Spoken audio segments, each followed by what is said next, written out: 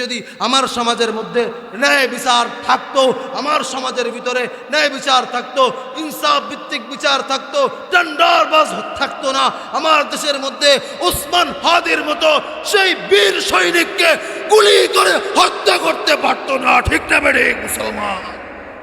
আমার দেশের মুসলমানদেরকে আমি বলতেছি, ন্যায় বিচার যদি প্রতিষ্ঠা করতে হয়, আগামী নির্বাচনে প্রার্থীদের থেকে 4 টাকা নেওয়া যাবে নি। ইয়া আইয়ুহান নাস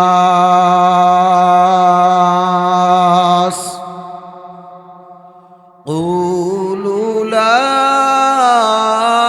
ইলাহা ইল্লাল্লাহ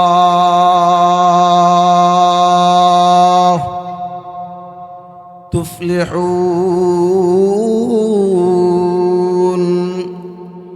নবীজি রাহমাতুল লিল আলামিন মুহাম্মদ আরবি সাল্লাল্লাহু আলাইহি ওয়াসাল্লাম বললেন, দুনিয়ার মানুষেরা শোনো, তোমরা আল্লাহকে এক হিসাবে মানো, আল্লাহ ছাড়া কোনো মাবুদ নাই, আল্লাহ ছাড়া কোনো ইলাহ নাই, এই কথা তোমরা অন্তরে বিশ্বাস করো, তাহলে তোমরা চিরতর শান্তিতে থাকতে পারবা। এই কথা বলার পর নবীজি মুহাম্মদুর রাসূলুল্লাহ সাল্লাল্লাহু আলাইহি ওয়াসাল্লামকে অপবাদ দেওয়া শুরু করেছে, অপবাদ দেওয়া শুরু করেছে। অপবাদ দেওয়ার কারণে নবীজি মুহাম্মদুর রাসূলুল্লাহ সাল্লাল্লাহু আলাইহি ওয়াসাল্লামকে এই কথা বলেছে, মুহাম্মদ সাল্লাল্লাহু আলাইহি ওয়াসাল্লাম পাগল হয়ে গেছে, মুহাম্মদ ক্ষতিগ্রস্ত হয়ে গেছে, মুহাম্মদ কিভাবে নবী হয়, মুহাম্মদ কিভাবে রসুল হয়, সেই তো আমাদের সাথে চলাফেরা করতেছে, সেই তো আমাদের সাথে হাট বাজার করতেছে, সেই তো আমাদের মতো উঠা বসা করতেছে, সেই তো আমাদের মতো ঘর সংসার করতেছে, বিবাহ শাদী করতেছে, মুহাম্মদ কিভাবে রসুল হয়, নবী হয়? আমার কথা আপনারা বুঝতেছেন নি? মুহাম্মদ কিভাবে রসুল হয়, মুহাম্মদ কিভাবে নবী হয়? মুহাম্মদ ক্ষতিগ্রস্ত হয়ে গেছে, মুহাম্মদ পাগল হয়ে গেছে। এই কথাগুলো যখন বলতেছিল, তাহলে আপনারা বলুন তো, মুহাম্মদুর রাসূলুল্লাহ সাল্লাল্লাহু আলাইহি ওয়াসাল্লাম পূর্বেও নবী ছিলেন, পরেও নবী ছিলেন। আদম আলাইহিস সালাম যখন পানি এবং মাটির সাথে মিশেছিলেন, তখনও তিনি নবী ছিলেন, পরেও নবী ছিলেন। মুহাম্মদুর রাসূলুল্লাহ সাল্লাল্লাহু আলাইহি ওয়াসাল্লাম দাওয়াতের কাজ যখন শুরু করলেন, তখনও নবী ছিলেন, এর আগেও নবী ছিলেন। এখন মুহাম্মদুর রাসূলুল্লাহ সাল্লাল্লাহু আলাইহি ওয়াসাল্লাম দুনিয়াতে আসলেন। দুনিয়াতে আসার পর তিনি এমন সময় দুনিয়াতে আসলেন, আসার পর তার মায়ের কোনো কষ্ট হয় নাই, মায়ের কোনো প্রসব বেদনা হয় নাই, কোনো কষ্টই মুহাম্মদুর রাসূলুল্লাহ সাল্লাল্লাহু আলাইহি ওয়াসাল্লামের আম্মা জানের হয় নাই। এরপরে মুহাম্মদুর রাসূলুল্লাহ সাল্লাল্লাহু আলাইহি ওয়াসাল্লাম যখন দুনিয়ায় আসলেন, আসার পরে মুহাম্মদুর রাসূলুল্লাহ সাল্লাল্লাহু আলাইহি ওয়াসাল্লাম রবের শুকরিয়া আদায় করলেন। বলুন তো, আমাদের কোন মানুষটা দুনিয়াতে আসার সময় মাকে কষ্ট দেয় নেই? এমনও তো মা আছে যিনি পৃথিবীর জমিন থেকে চলে গেছেন, এমনও তো মা আছে হাজার হাজার সময়, হাজারো দিন অপেক্ষা করার পর একটা সন্তান পায় না। একটা সন্তান দুনিয়াতে যখন আসার সময় হয়েছে, ওই মাটা দুনিয়া থেকে চলে গেছে, সন্তান জমিনের উপর রেখে চলে গেছে, কিন্তু কষ্ট তো দিয়েছে। কিন্তু আমার নবী যখন দুনিয়ায় আসলেন, কারো কোনো কষ্ট হয় নাই, মায়ের কোনো কষ্ট হয় নাই। দুনিয়াতে আসছেন, আসার পরে তিনি শুকরিয়া আদায় করলেন।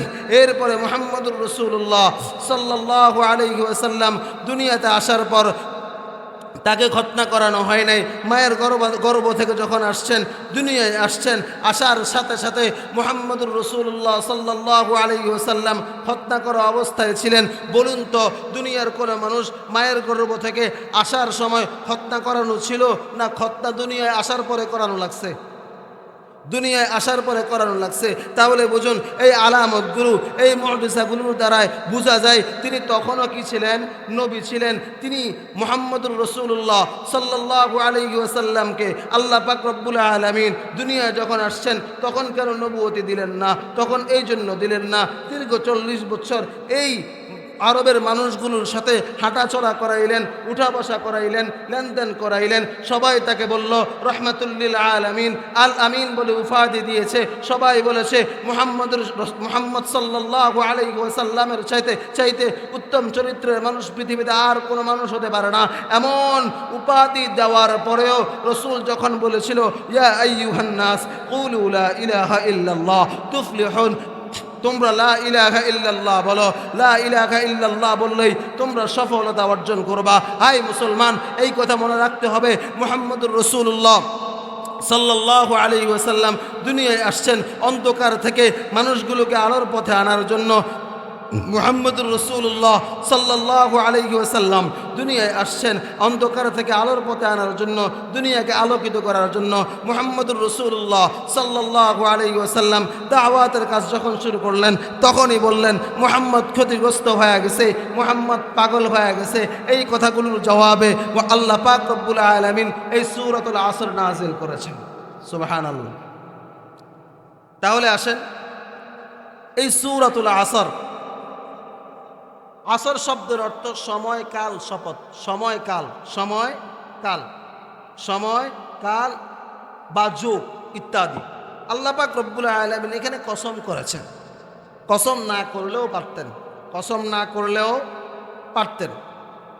আল্লাহ পাক রব্বুল আলামিন বান্দাকে কোনো বিষয় বোঝানোর ক্ষেত্রে কসম করলেও সত্য, না করলেও সত্য, করলেও গুরুত্বপূর্ণ, না করলেও গুরুত্বপূর্ণ। এখন আমার আরেকটা প্রশ্ন হলো, আপনাদের বাজারে এই ওয়াবদা বাজার আছে না, ওয়াবদা বাজারে ব্যবসায়ী আছে না নাই?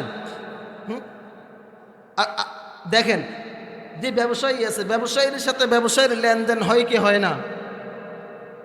ব্যবসায়ীর সাথে ব্যবসায়ীর লেনদেন হয় কি হয় না? হয়। এখন পাটপার মার্কা একটা ব্যবসায়ী পড়ে বসছে, দোস্ত পড়ে বসছে, দোস্তরে বলতেছে দোস্ত আমার টাকাগুলো দেস না। আমার দিকে খেয়াল করেন, আমার টাকাগুলো দেস না। দোস্ত বলে এই দোস্ত সকাল 10টায় আসিস, কিন্তু দোস্ত আর ফোন ধরে না। পরের দিন 10টা হয়ে গেছে, একেবারে জানুয়ারি মাসের 10 তারিখে নিস, 26 সাল হয়ে গেছে, 27 সাল হয়ে গেছে, ওই 10 তারিখ এখনো আসে নাই, ওই 10 তারিখ এখনো আসে নাই। এরকম পাটপার দোস্ত আমগো আসে না নাই? আসে না নাই? জোরে বলেন। আমরা করে কি বাড়িতে বাটাত খাওয়ায় হাঁটাই না মাহফিলের মাঠে? হ্যাঁ, ও আচ্ছা, আপনাগুলো ব্যবস্থা আছে, মাঝখানে নাই আর কি, শেষে আছে, ঠিক না? আরে ভাই, চিল্লাইয়া ফ্যাট খালি করবেন, উপরে ভালো করে ভরবেন। এই চিল্লানোর কাম হলো আগে ফ্যাট খালি করা, না হলে তো বিরিয়ানির স্বাদ পাইবেন না, বুঝেন নাই? যাই হোক, কথা হলো, বলতে চাইছিলাম বাটপার দোস্তের কথা। এখন দোস্তের সাথে হঠাৎ করে একদিন ওয়াবদা বাজারে থাকে, বেটা খা, আমার টাকা দেওয়া যাবে এখন, তোর কোনো ছাড় নাই। দোস্ত আল্লাহর কসম আমার পকেটে 1 টাকাও নাই। আমার ফোলার কসম 1 টাকাও নাই। ভাই তোর মাথার কসম কসে আমার পকেটে গেটেও নাই। এরকম সিরিং আছে না নাই? আমার পকেটে 1 টাকাও নাই। কিছুক্ষণ পরে এই সিটিং ব্যবসায়ী কইতেছে আরেক ব্যবসায়ীর, দোস্ত বিশ্বাস করে না, ক্যাশ বাক্সটা শুয়ে কইতাছি, ক্যাশ বাক্সটার কসম করে কইতেছি আমার পকেটে 1 টাকাও নাই, এখনো বিসমিল্লাও করতে পারি নাই। এখন ব্যবসায়ীর কাছে ব্যবসায়ীর সময়ের গুরুত্বটা বেশি, ব্যবসায়ীর কাছে ব্যবসায়ীর ক্যাশ বাক্সটা গুরুত্বটা বেশি। এই জন্য ব্যবসায়ী তার ব্যবসার কসম করেছে, ঠিক না? এখন আসেন, বাড়িতে দেখবেন যে মা চাষিরা কিলাকিলি করে, মারামারি করে, ঠিক না? দেখবেন যে চুলাচুলি সামান্য বিষয় নিয়ে কি করে, চুলাচুলি করে। কিরকম? লাগতে লাগতে লাগতে লাগতে লাগতে লাগতে একেবারে একটার একটা ফাটাইয়া ফেলায়, ফাটাইয়া কইতেছে আমার ফোলার মাথার কসম কায়া কইতেছি আমার বোরকা তোমার ক্ষেতের ধান খায় নাই। এরকম আছে না নাই? এটাতে কি বলে আপনাদের পাশে? শুকনা ভেজাল। কি বলে? শুকনা ভেজাল। যাই হোক, আমিও কিন্তু নোয়াখাইল্লা, আমিও নোয়াখাইল্লা, কথা কম মিল্লা জুল্লা, ঠিক না? যদিও ঢাকার নাম ঘোষণা করছে, ফোলা কিন্তু নোয়াখাইল্লা। আচ্ছা যাক, এই শুকনা ভেজাল আছে না, কেন করে? মা তার ছেলের মাথার কসম কেন করে?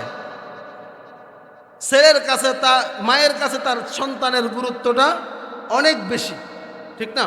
এরপরে আসেন, মা তার ছেলে তার মায়ের দুধের কসম করে, মায়ের কসম করে, বাবার কসম করে। কেন করে? তাদের কাছে তাদের মায়ের গুরুত্বটা বেশি। আমগো দেশে আবার প্রেমিকাও আছে, গাছের নিচে যায় কয়, জানো গো তোমার জীবনেও ছাড়বো না, মানে বাঁচতেও ছাড়বো না। এরকম কথা কয় কি কয় না? এরকম সিডিং প্রেমিকা আমার মাহফিলে আসেনি? আমার মায়ের দিব মতে দিয়ে কইস নাই ক, এরকম সিডিং প্রেমিকা আমার মাহফিলে নাই রে, আসেনি? কইছি না, পেট খালি করতে হবে, তারপরে বিরিয়ানি খেলে বিরিয়ানির স্বাদ পাইবেন মিয়া। এরকম সিডিং প্রেমিকা আমার মাহফিলে নাই রে। যাই হোক, কসম করে, এই কসম করাটা গায়রুল্লাহর নামে কসম করাটা শিরিক, গায়রুল্লাহর নামে কসম করাটা শিরিক। কেন এই উদাহরণগুলো দিলাম? আমাদের সমাজে এই সমস্ত মানুষের কাছে মানুষের গুরুত্বটা বেশি হওয়ার কারণে তারা তাদের ব্যক্তিকেন্দ্রিক কসমগুলা করে, তারা তাদের বস্তুকেন্দ্রিক কসমগুলা করে। হাদিসের মধ্যে আসছে, রাসূলুল্লাহ সাল্লাল্লাহু আলাইহি ওয়াসাল্লাম বলেন, মান হালাফা লিগাইরিল্লাহ ফাকাদ আশরাক, আল্লাহর নাম ব্যতীত গায়রুল্লাহর নামে কসম করা যাবে না। তাহলে আসেন, আল্লাহ পাক রব্বুল আলামিন বান্দার হায়াতের কসম করলেন কেন? বান্দা, আমার কাছে তোমার হায়াতের গুরুত্বটা অনেক বেশি। বন্ধু, তোমার কাছে তোমার জীবনের গুরুত্বটা নাই থাকতে পারে, তোমার 1 মিনিট হায়াতের গুরুত্বটা নাও থাকতে পারে, 1 ঘন্টার হায়াতের গুরুত্বটা নাও থাকতে পারে, দোস্ত তোমার 1 সপ্তাহের হায়াতের গুরুত্বটা নাও থাকতে পারে, কিন্তু আমার কাছে আমার বান্দার হায়াতের গুরুত্বটা অনেক অনেক অনেক বেশি। সুবহানাল্লাহ। যাই হোক, এতক্ষণ উদাহরণ দিলাম, একটা ফিকহি মাসআলা আপনাদেরকে বলি। কথার কথা, আপনাদের অরশদিয়া গ্রামের একজন মা 2 জন সন্তান প্রসব করেছে। কয়জন সন্তান প্রসব করেছে? 2 জন সন্তান প্রসব করেছে। একজন সন্তান দেখতে বিকলাঙ্গ দেখা যায়, 1 হাত নাই, 1 পা নাই, 1 চোখ নেই, দেখতে অনেক কি লাগে? খারাপ লাগে। কি লাগে? খারাপ লাগে। কিন্তু দুনিয়ায় আসার পরে 1 মিনিট কান্না করছে। দ্বিতীয় সন্তানটা দুনিয়ায় আসার পরে, দ্বিতীয় সন্তানটা দুনিয়ায় আসার আগে ইন্তেকাল করছে কোথায়? মায়ের গর্ভে। ওলামায়ে কেরাম আছেন, শরীয়তের মাসআলা হলো 1 হাত নাই, 1 পা নাই, 1 চোখ নাই, এই সন্তানটা দুনিয়ায় আসছে, 1 মিনিট হায়াত পাইছে। 1 মিনিট হায়াত পাওয়ার কারণে একজন রাজা বাচ্চাকে তোমরা যেইভাবে দাফন করো, সেম এই বাচ্চাটাকেও তোমরা সেইভাবে দাফন করো। একজন এমপি মন্ত্রীকে যেইভাবে দাফন করো, পৃথিবীর আমাদের বাংলাদেশের শ্রেষ্ঠ বীর শহীদ মোহাম্মদ হাদি যখন মারা গিয়েছে, তার যেরকম 5 কাপড় ছিল, এই বাচ্চাটারও 3 কাপড় থাকবে। এই যেরকম হাদির 3টা কাপড় ছিল, এই ছেলেটারও 3টা কাপড় থাকবে। বেশ কম করতে পারবা না। রাজা হিসেবে 10টা কাপড় দেওয়া যাবে না? 3টা কাপড়েই চলবে, 3টা কাপড়েই চলবে। কিন্তু দেখেন, আল্লাহ পাক রব্বুল আলামিন বলতেছে, বান্দা তোমার কাছে হায়াতের গুরুত্ব না হতে পারে, আমি আল্লাহর কাছে তুমি বান্দার হায়াতের গুরুত্বটা অনেক বেশি।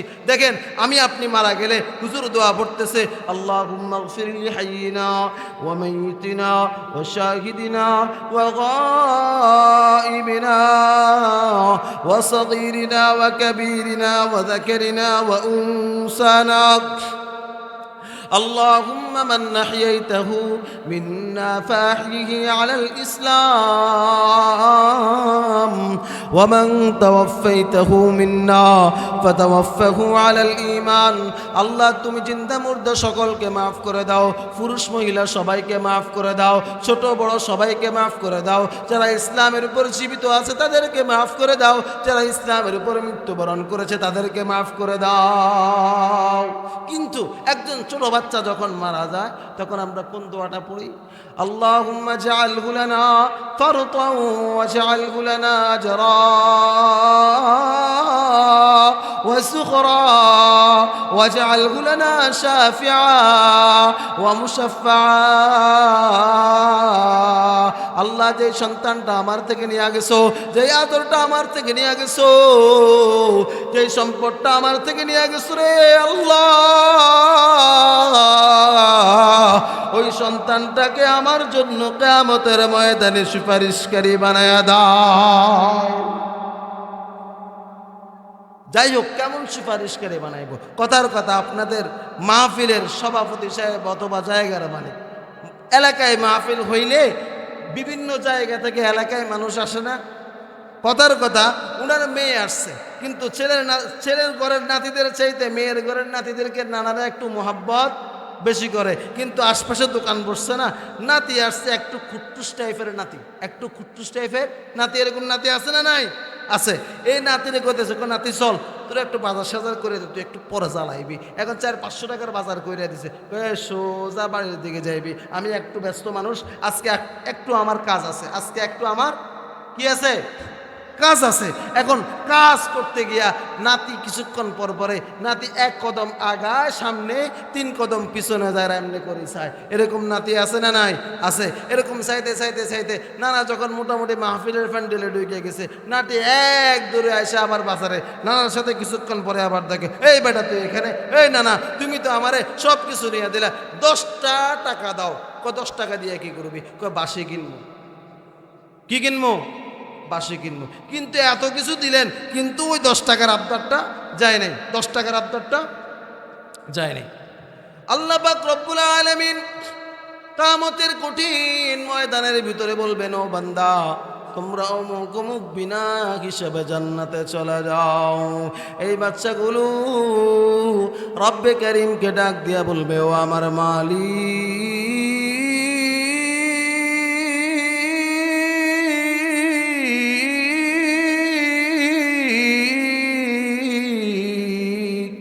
আমরা দুনিয়ায় মা দেখি নাই, বাবা দেখি নাই, কাউকে আমরা দেখি নাই। আমাদের মা বাবা ছাড়া আজকে আমরা জান্নাতে যাব না। সুবহানাল্লাহ। তাহলে দেখেন, সন্তান দুনিয়ায় আসলেও লাভ, দুনিয়া থেকে ছোট অবস্থায় গেলেও লাভ। তাহলে সময়ের গুরুত্ব সম্পর্কে আপনারা বুঝছেননি?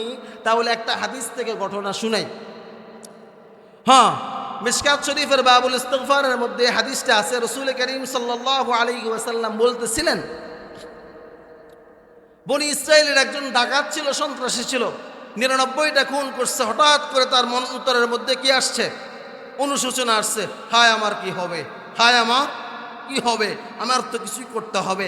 একজন স্বাভাবিক মৌলবীর কাছে গেছে, এই আমি এত এত খুন করছি, আল্লাহ আমারে মাফ করবো নি? কয় না, তোরে আল্লাহ মাফ করিব না। তোরে সহ শেষ করলাম। আবার এলাকার একজন মানুষের কাছে যায় বলতেছে, ভাই আমি এই এই অন্যায় করে ফেলেছি, আল্লাহ আমাকে মাফ করবো কিনা? ওই লোকটা বলতেছে, যাও ওই যে দেখা যায় এখানে কারি বেলায়েত হুসাইন রহমতুল্লাহ আলাইহি মাদ্রাসা আছে, ওখানের একজন বড় হুজুর আছে, বড় হুজুরের সাথে যে কি করো, আলোচনা করো। কিন্তু বড় হুজুরের কাছে যাওয়ার কি পাই নাই, সুযোগটা পাই নাই। ওই বান্দাটা মনে মনে এরাদা করছে, আল্লাহ আপনি আমারে কি করে দেন, আল্লাহ আপনি আমারে কি করে দেন, মাফ করে দেন। কিন্তু মাফ পাওয়ার পন্থা খুঁজছে, বান্দা কিন্তু মাফ পাওয়ার পন্থা পায় নাই। যুবক ভাই, সারা জীবন অন্যায় করেছো, যৌবনটা তুমি নষ্ট করে ফেলেছো। সকালটা কাটাইছো ঘুমে ঘুমে, দুপুরটা কাটাইছো ঘুরা ফিরায়, বিকালটা কাটাইছো খেলাধুলার আড্ডায়, রাতটা কাটাইছো সেটিংয়ের আড্ডায় আর পিফিয়ারের আড্ডায়। কাটাইতে কাটাইতে তোমার হায়াতটা নষ্ট হয়ে গেছে। তাকায়া দেখো, তোমার মতো যুবক তো হাদিও ছিল, তোমার মতো যুবক তো আবু সাঈদও ছিল, তোমার মতো যুবক তো মুগ্ধও ছিল, তোমার মতো যুবক তো সে আবরার ফাহাদও ছিল। তারা দুনিয়া থেকে চলে গেছে। আমি আর তুমি অকালে মরবো না যে এমন কোন গ্যারান্টি আছে? হ্যাঁ, বুড়া হয়ে মরবো? হ্যাঁ, গ্যারান্টি আছে? না আজরাইলের সাথে কন্টাক্ট হয়েছে? হ্যাঁ, কন্টাক্ট হয় না। হ্যাঁ, রব যখন ডাক দিবে তখন 1 মিনিট অপেক্ষা করতে পারবেন না। ওই সন্ত্রাসী, ওই খারাপ মানুষটা এরাদা করেছিল, এরাদা করার পরপরেই কিছুক্ষণ পরে ইন্তেকাল করেছে। কিন্তু জান্নাতের ফেরেশতারাও আসছে, জাহান্নামের ফেরেশতারাও আসছে, বলতেছে এই বান্দাটার এই রুহটা নিয়ে টানাটানি করতেছে। আল্লাহ পাক রব্বুল আলামিনের কাছে যায় বলতেছে, ও আল্লাহ, এরা বলে এই রুহটা এদের, এরা বলে এই রুহটা এদের, এই এখন কি করব? বলে, হ্যাঁ